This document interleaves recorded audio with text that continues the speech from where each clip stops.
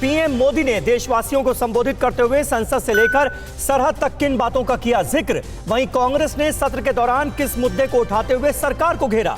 इसके अलावा संसद के इस मॉनसून सत्र में सरकार के लिए कितने विधेयकों को पास कराना है चुनौती। और डीएमके ने किस मुद्दे पर संसद परिसर में किया अनोखा प्रोटेस्ट। संसद के मॉनसून सत्र से जुड़ी खबरें देख लेते हैं टॉप 9 संसद सत्र में।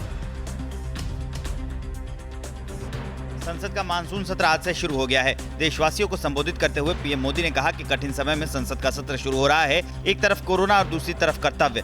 सांसदों ने कर्तव्य का पथ चुना है और इसके लिए उन्हें धन्यवाद देता हूं। इस बार शनिवार और रविवार को भी सदन चलेगा। सभी सांसद इस बात पर सहमत हैं।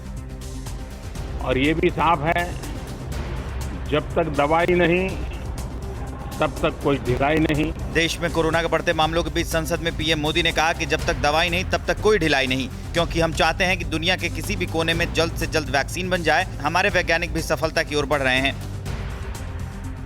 संसद के मानसून सत्र में चीन के शेंझेन की झेनहुआ कंपनी द्वारा सांसदों से लेकर राष्ट्रपति और पीएम की जासूसी का मुद्दा उठा। कांग्रेस ने जासूसी कांड की जांच की मांग की। चीन के डेटा वॉर पर कांग्रेस ने गंभीर सवाल उठाए और सरकार से इसकी जांच कर सांसदों को अवगत कराने की मांग की है।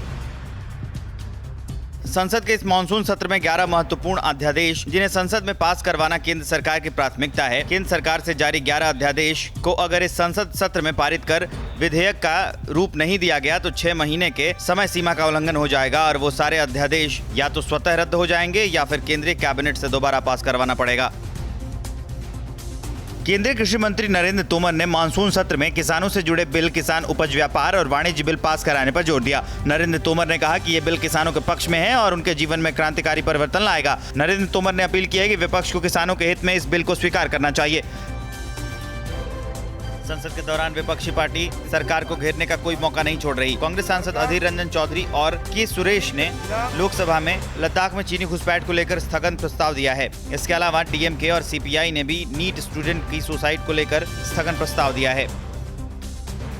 नीट एग्जाम के विरोध में डीएमके सांसदों ने संसद परिसर में अनोखा प्रोटेस्ट किया। डीएमके सांसदों ने अपने मास्क पर ban NEET save Tamil Nadu student लिखवा रखा था। मानसून सत्र के दौरान डीएमके सांसदों के साथ टीआर बालू और कनिमोझी ने नीट परीक्षा के विरोध में प्रदर्शन किया।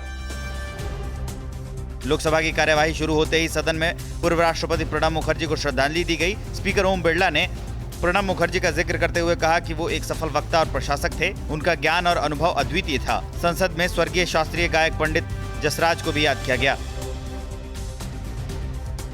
संसद में मानसून सत्र में सभी सांसद कोरोना प्रोटोकॉल का पालन करते दिखे। संसद का नजारा भी बदला बदला दिखा। संसद में पहुंचे सभी सांसद मास्क पहने दिखाई दिए। वहीं संसद में वही सांसद पहुंचे जिनके पास कोविड की नेगेटिव रिपोर्ट थी। कार्यवाही के दौरान सभी को मास्क पहनना अनिवार्य रखा गया था। न्यूज़ टॉप 9 रोज सुबह 7 बजे और शाम 7 बजे सिर्फ TV9 भारतवर्ष पर।